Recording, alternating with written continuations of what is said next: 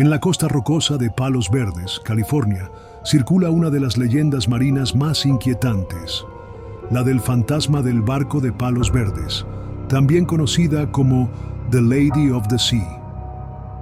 Es un relato que ha pasado de generación en generación entre pescadores y navegantes que aseguran haber sido testigos de lo imposible. Se dice que todo comienza en noches brumosas, cuando la neblina se posa sobre el mar como un velo espeso. En esos momentos de silencio inquietante, algunos marineros han asegurado ver la silueta de un viejo barco de vela acercándose desde la oscuridad. No es un barco común. La embarcación parece deshecha por el tiempo, con las velas rasgadas y la madera cubierta de algas, como si hubiera estado siglos bajo el agua. Sin embargo, se desplaza con una calma fantasmal, deslizándose sin viento ni corriente que lo empuje. En la cubierta aparece una figura que hiela la sangre de quienes la miran. Una mujer vestida de blanco, con un vestido nupcial empapado, ondeando al compás del viento marino. Su rostro pálido refleja tristeza infinita, y de sus labios emergen lamentos que se confunden con el rugido de las olas. La leyenda asegura que esa mujer fue una joven novia que, en el siglo XIX, viajaba en barco hacia su boda. El destino le jugó una trágica jugada cuando una tormenta feroz hundió la nave frente a Palos Verdes, ahogando a casi todos los pasajeros, incluida ella. Desde entonces, su espíritu no habría encontrado descanso. Cada vez que la bruma cubre el océano, regresa buscando a su prometido, llorando por el amor perdido en aquellas aguas profundas. Pescadores veteranos aseguran que han escuchado sus lamentos en medio de la niebla, un canto doliente que parece provenir de todos lados a la vez. Algunos relatan haber visto la figura de la novia al borde del barco, extendiendo los brazos como si quisiera alcanzar la costa. Lo más perturbador es que quienes intentan acercarse demasiado al barco fantasma descubren que éste desaparece en cuestión de segundos, como si nunca hubiera estado allí. Solo queda el eco de su llanto resonando en el aire. Los más supersticiosos creen que encontrarse con la dama del mar es un mal presagio. Algunos aseguran que verla anuncia una tormenta cercana, mientras que otros la asocian con naufragios y desgracias. Hay historias de embarcaciones pequeñas que desaparecieron tras reportar un avistamiento del barco fantasma, lo que reforzó aún más el miedo entre los marineros de la región. Con el paso de los años, la leyenda se convirtió en parte de la identidad local. Los pescadores transmiten el relato a los jóvenes como advertencia: respetar al mar y nunca desafiar su fuerza, porque en él habitan espíritus que jamás perdonan. Incluso visitantes que desconocían la historia han afirmado ver luces extrañas en el horizonte o escuchar cantos femeninos que emergen del océano en noches sin luna. Algunos creen que lo que los pescadores ven no es un fantasma, sino un fenómeno natural, espejismos marinos creados por la niebla y la refracción de la luz. Pero para los que han sentido la presencia de la novia, ninguna explicación científica es suficiente. La dama del mar se ha convertido en un símbolo de tragedia y amor eterno. Una figura que recuerda que el océano no solo guarda riquezas, sino también las almas de aquellos que jamás regresaron a la orilla. Cada vez que la neblina cubre Palos Verdes y el mar parece guardar un silencio sepulcral, los pescadores miran con cautela hacia la distancia, temiendo que en cualquier momento surja el barco fantasma. Porque en esas noches donde el horizonte se borra entre la bruma, aún se escucha el llanto de la novia perdida, vagando eternamente en busca de un amor que nunca volverá.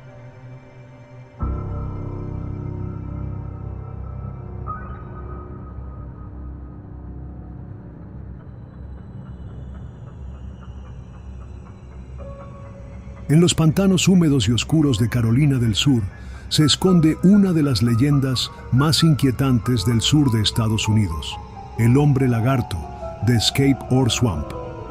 Una criatura que, según los relatos, combina lo humano con lo reptiliano y que desde hace décadas alimenta el miedo y la fascinación de los locales. Todo comenzó en 1988, cuando un joven llamado Christopher Davis, de 17 años, aseguró haber vivido un encuentro imposible.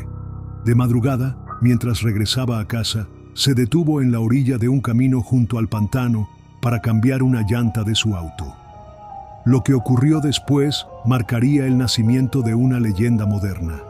Davis relató que, entre la espesura y los sonidos de la noche, escuchó un ruido extraño proveniente de los arbustos. Antes de que pudiera reaccionar, una figura de casi 2 metros de altura emergió del pantano. Tenía la piel verdosa y escamosa, ojos rojos que brillaban en la oscuridad y manos con garras afiladas. El joven entró en pánico, se subió al auto y arrancó lo más rápido que pudo. Pero la criatura, según su testimonio, saltó sobre el vehículo, arañó el techo e intentó abrir la puerta. Davis logró escapar y al día siguiente mostró los daños en la carrocería como prueba de su relato. La noticia corrió como pólvora y muy pronto la prensa local comenzó a llamar a la criatura el hombre lagarto de Escape Ore Swamp. Vecinos de la zona aseguraron haber escuchado ruidos extraños, gruñidos y movimientos pesados en la espesura del pantano. Incluso algunos afirmaron ver huellas gigantes de 3 dedos cerca del agua, como si algo no humano deambulase en las noches. La policía investigó los reportes, pero nunca encontró evidencia concluyente de la existencia de la bestia. Con el tiempo, el caso dividió a la comunidad. Para algunos, el relato de Davis fue un invento juvenil que se salió de control. Para otros, era la prueba de que algo realmente habitaba en los pantanos de Carolina del Sur, algo que no podía ser explicado con lógica. La criatura se volvió parte de la cultura local, apareciendo en camisetas, souvenirs y hasta en festivales dedicados a ella. Pero, al mismo tiempo, nunca dejó de causar temor en quienes viven cerca de Escape Ore Swamp. A lo largo de los años, otros testigos han afirmado encontrarse con el hombre lagarto. La mayoría de los reportes ocurren en noches húmedas, cuando la niebla cubre el agua y los sonidos del pantano parecen más vivos que nunca. Algunos aseguran haber escuchado respiraciones fuertes y pasos pesados a pocos metros de distancia, solo para descubrir que no había nada visible. Otros hablan de ver un par de ojos rojos brillando entre la maleza antes de que desaparezcan de golpe. Los más escépticos sostienen que todo puede explicarse por osos, caimanes o simplemente por la sugestión de las historias que ya forman parte del folclore popular. Pero quienes creen en el mito aseguran que no hay animal terrestre que encaje con las descripciones. Con los años, la figura del hombre lagarto se ha comparado con otras criaturas del folclore estadounidense, como el Bigfoot o el Mothman, un símbolo del miedo colectivo ante lo desconocido, nacido de un testimonio pero fortalecido por el misterio. Hoy en día, el pantano de Escape Ore sigue siendo un lugar cargado de historias. Hay quienes se aventuran de noche con la esperanza de verlo y otros que ni siquiera se atreven a acercarse por temor a lo que puedan encontrar. La leyenda vive en cada crujido de las ramas, en cada ola del pantano y en cada sombra que se mueve demasiado rápido. Sea real o no, el hombre lagarto ha dejado su huella en la cultura de Carolina del Sur, porque en Escape Ore Swamp, cuando la luna ilumina la neblina y el aire se vuelve denso, muchos aún creen que una criatura reptil, mitad hombre y mitad bestia, acecha en silencio, esperando el momento perfecto para dejarse ver.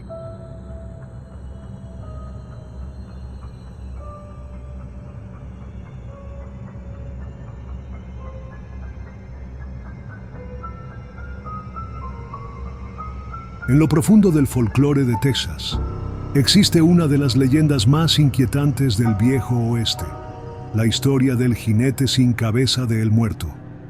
No es un relato de ficción inventado en tiempos modernos, sino un mito que nació entre la sangre, la violencia y la dura justicia de frontera del siglo XIX. La historia comienza con un bandido mexicano llamado Vidal, un hombre temido en toda la región. Su fama de ladrón y asesino se extendió rápidamente, y sus fechorías lo convirtieron en uno de los objetivos más buscados por los Texas Rangers. Era conocido por atacar a viajeros y comerciantes en los caminos polvorientos, sembrando terror en los llanos. Finalmente, la suerte de Vidal se acabó. Fue capturado por un grupo de Rangers que decidieron no llevarlo ante un juez ni esperar un juicio. La justicia del desierto era rápida y brutal, y la sentencia se dictaba en el mismo momento de la captura. Los Rangers querían enviar un mensaje claro a todos los bandidos de la frontera. Por eso, no solo ejecutaron a Vidal, sino que lo hicieron de la manera más aterradora posible. Le cortaron la cabeza y, en un acto macabro, ataron su cuerpo sin vida a un caballo salvaje. El animal fue soltado en los campos abiertos de Texas, y con él cabalgaba el cadáver ensangrentado de Vidal, aún vestido con sus ropas de bandido, tambaleándose cada vez que el caballo galopaba sin rumbo. Su cabeza, mientras tanto, fue clavada en un árbol cercano como advertencia. Durante semanas, viajeros y colonos reportaron avistamientos de una figura espantosa. Un jinete sin cabeza que recorría las llanuras, con su cuerpo colgando como una marioneta macabra.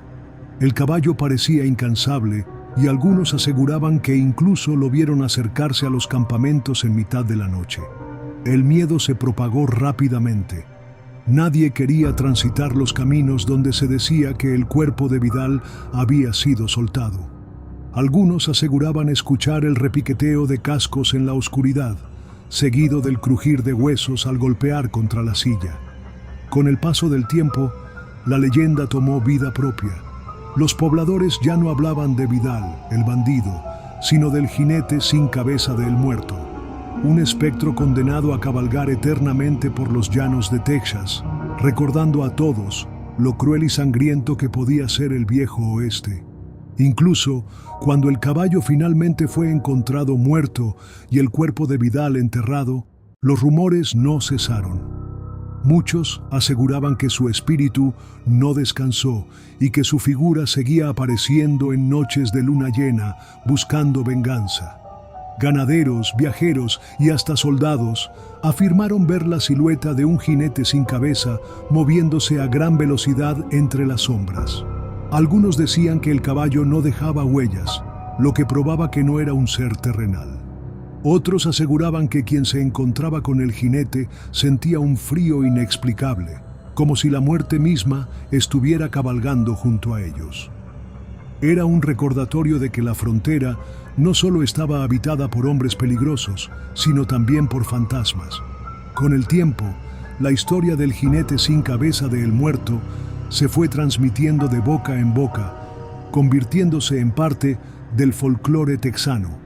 Muchos lo compararon con otras leyendas similares, como la del jinete sin cabeza europeo, pero esta tenía un sabor propio, marcado por la violencia de la frontera entre Texas y México.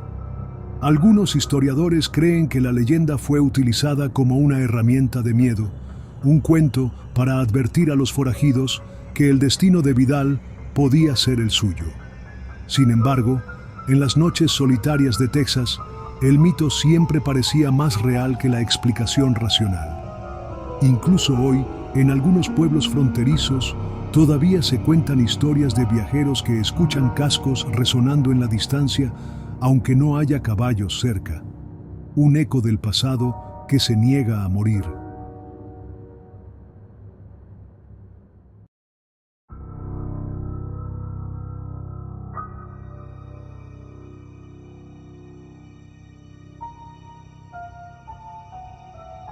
En lo profundo de los bosques de Pine Barrens, Nueva Jersey, existe una de las leyendas más antiguas y aterradoras de Estados Unidos, la del Diablo de Jersey.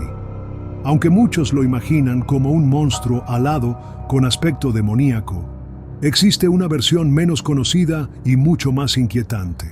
Según este relato, el origen de la criatura no se remonta a un demonio enviado del infierno, sino a una tragedia humana. La historia comienza en el siglo XVIII con una mujer llamada Deborah Leeds, conocida como la Madre Leeds. Se cuenta que ella ya tenía 12 hijos y vivía en la miseria, apenas sobreviviendo con lo que la tierra y el bosque podían ofrecer. Cuando quedó embarazada por 13ª vez, desesperada y agotada por la pobreza, lanzó una maldición: que este hijo sea del diablo. La noche del parto fue tormentosa, con relámpagos iluminando los cielos de Nueva Jersey. El bebé nació aparentemente normal, pero pronto comenzó a cambiar. Su piel se tornó áspera, sus extremidades se alargaron y de su espalda brotaron alas membranosas como las de un murciélago. Lo más aterrador de esta versión es que, a diferencia de las historias populares que lo describen como un monstruo completo, aquí el diablo de Jersey aún conservaba algo humano en su rostro. Unos ojos tristes, un rastro de inocencia que parecía mezclarse con la deformidad. Los gritos de la Madre Leeds resonaron en la cabaña mientras la criatura se levantaba, tambaleante entre lo humano y lo inhumano. Con un chillido agudo, rompió las ventanas y salió volando hacia el bosque, perdiéndose en la oscuridad. Desde entonces, los habitantes de Pine Barrens aseguraron escuchar lamentos extraños en las noches, como el llanto de un niño mezclado con chillidos animales. Era el recordatorio de que el hijo número 13 de Madre Leeds seguía vagando por los bosques.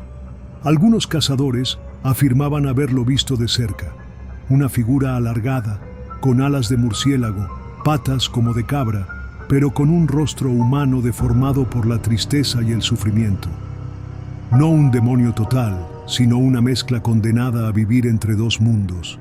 Los supersticiosos aseguraban que la maldición lo ató a los pantanos y pinos de Nueva Jersey, sin poder abandonarlos jamás, como si estuviera condenado a arrastrar su origen humano y su transformación maldita por la eternidad.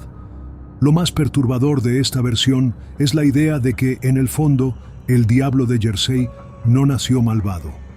Era un niño humano, marcado por la desesperación de su madre y transformado en algo que nunca pidió ser. Muchos lugareños creen que por eso, cuando la criatura aparece, no siempre ataca. Hay quienes aseguran haber sentido su mirada, un cruce de ferocidad y melancolía, como si pidiera ayuda o compasión.